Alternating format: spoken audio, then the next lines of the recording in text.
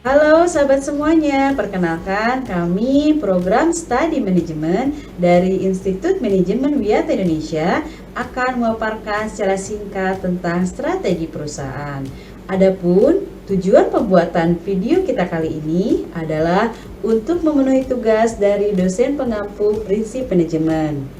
Kalian pasti penasaran kan apa sih yang akan kita bahas? Yuk kita simak sama-sama videonya ya.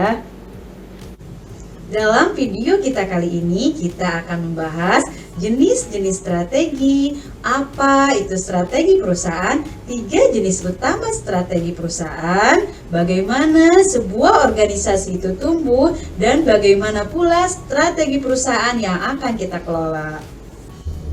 Sebelum kita menyusun strategi secara detail, kita harus tahu dulu nih tentang tingkatan bisnis strategi, yaitu tentang kapan sebuah strategi digunakan secara menyeluruh dalam sebuah perusahaan ataupun kapan sebuah strategi digunakan pada area fungsional tertentu.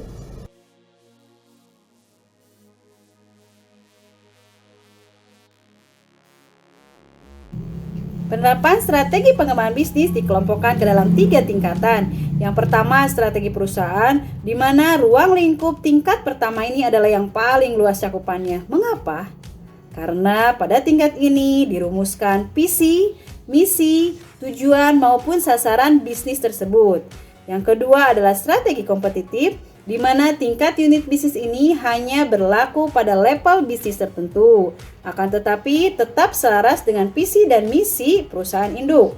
Yang ketiga adalah strategi fungsional. Strategis ini hanya berlaku pada divisi-divisi khusus penunjang perusahaan, seperti bagian keuangan, pemasaran, maupun bagian SDM.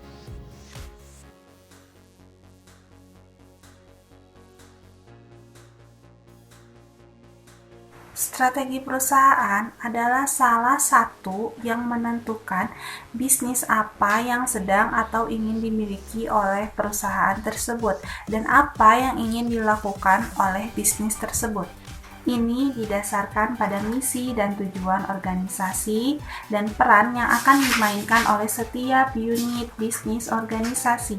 Contoh dari kedua aspek ini adalah perusahaan PepsiCo, di mana misinya menjadi perusahaan produk konsumen utama di dunia yang berfokus pada makanan dan minuman siap saji.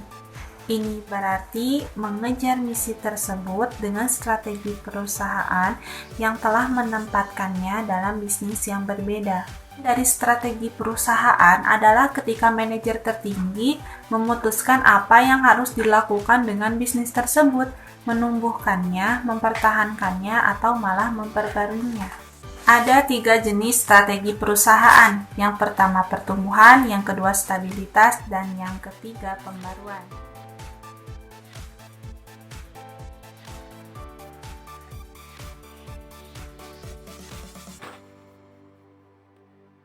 Strategi pertumbuhan. Strategi pertumbuhan adalah ketika sebuah organisasi memperluas jumlah pasar yang dilayani atau produk yang ditawarkan, baik melalui bisnisnya saat ini atau melalui bisnis baru. Organisasi tumbuh dengan menggunakan konsentrasi, integrasi vertikal, integrasi horizontal, atau diversifikasi. Sebuah perusahaan juga mungkin memilih untuk tumbuh dengan integrasi vertikal, baik ke belakang, ke depan, atau keduanya. Dalam integrasi vertikal ke belakang, organisasi menjadi pemasoknya sendiri sehingga dapat mengontrol input dan outputnya. Dalam integrasi horizontal, perusahaan tumbuh dengan menggabungkan dengan pesaing. Misalnya NMC Healthcare yang berbasis di Uni Emirat Arab baru-baru ini mengakuisisi rumah sakit Al-Jahra di Sharjah. Akhirnya, organisasi dapat tumbuh melalui diversifikasi, baik yang terkait maupun yang tidak terkait. Diversifikasi terkait terjadi ketika sebuah perusahaan bergabung dengan perusahaan lain di industri yang berbeda tetapi terkait. Misalnya, Google telah mengakuisisi sejumlah bisnis termasuk YouTube, DoubleClick, Nest, dan Motorola Mobility. Sedangkan diversifikasi tidak terkait adalah ketika sebuah perusahaan bergabung dengan perusahaan di industri yang berbeda dan tidak terkait. Misalnya, Tata Group of India memiliki bisnis di bidang kimia, komunikasi, dan IT.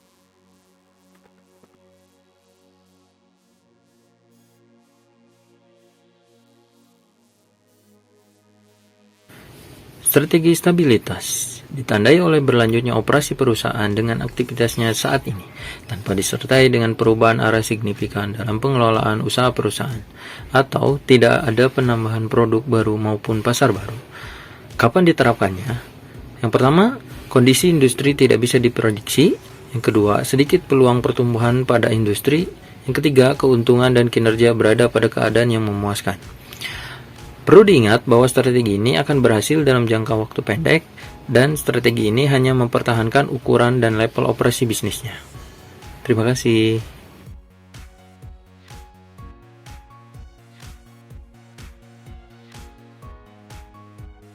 Yang ketiga yaitu strategi pembaruan. Strategi pembaruan digunakan manajer untuk mengatasi kinerja yang menurun. Dua jenis utama strategi yaitu strategi penghematan dan strategi perubahan haluan. Strategi penghematan adalah strategi pembaruan jangka pendek yang digunakan untuk masalah kinerja kecil. Strategi ini membantu menstabilkan organisasi, merevitalisasi sumber daya, dan kapabilitas organisasi. Lalu yang kedua adalah strategi perubahan haluan. Strategi perubahan haluan digunakan manajer untuk mengatasi kinerja yang lebih serius dan juga tindakan yang lebih drastis. Strategi perubahan haluan diperlukan manajer melakukan dua hal, yaitu yang pertama, memotong biaya, dan yang kedua, merestrukturisasi operasi organisasi. Langkah-langkah dalam strategi pembaruan ini menjadi lebih ekstensif daripada strategi penghematan.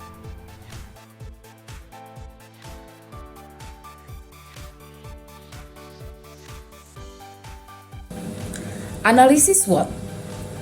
Singkatan dari analisis SWOT adalah Strength, Weakness, Opportunities, and Threats. Artinya adalah Strength, kekuatan, Weakness, kelemahan, Opportunities, peluang, and Threats adalah ancaman. Pengertian dari analisis SWOT adalah suatu teknik perencanaan strategi yang bermanfaat untuk mengevaluasi dalam suatu perusahaan, baik yang sudah berjalan maupun perencanaan baru. Berarti analisis SWOT ini berguna untuk memanajemen suatu perusahaan.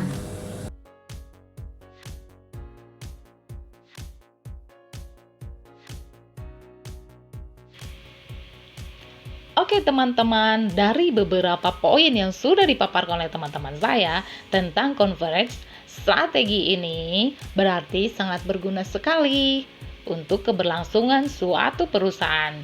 Seperti yang sudah tadi dijelaskan oleh teman saya tentang strategi utama. Nah, jenis strategi utama ini ditujukan kepada tingkat produksinya, pemasaran, dan SDM-nya. Nah, apakah penting strategi ini digunakan oleh suatu perusahaan?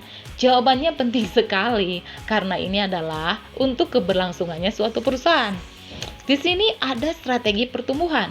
Strategi pertumbuhan ini sangat berguna sekali melihat naik dan turunnya suatu perusahaan. Ya, dapat dikatakan dengan garis vertikal dan horizontal ya. Nah, di sini juga ada strategi stabilitas, di mana operasi ini harus benar-benar dipertahankan. Ada juga strategi pertumbuhan, di mana strategi pertumbuhan ini ya untuk meningkatkan suatu keberlangsungannya perusahaan. Naik dan turunnya, tentunya kalau naik ya lebih bagus, apalagi turun ini harus ada pembaruannya. Setelah itu ada strategi analisis SWOT. Nah, di mana analisis SWOT ini sangat berguna cangkupannya untuk keberlangsungan perusahaan, karena sebuah evaluasi yang harus direncanakan untuk perusahaan yang sudah berlangsung, baik yang sudah berjalan maupun tidak atau terencana. Nah, sekian teman-teman yang sudah dipaparkan oleh teman-teman saya, semoga bermanfaat ya. Terima kasih.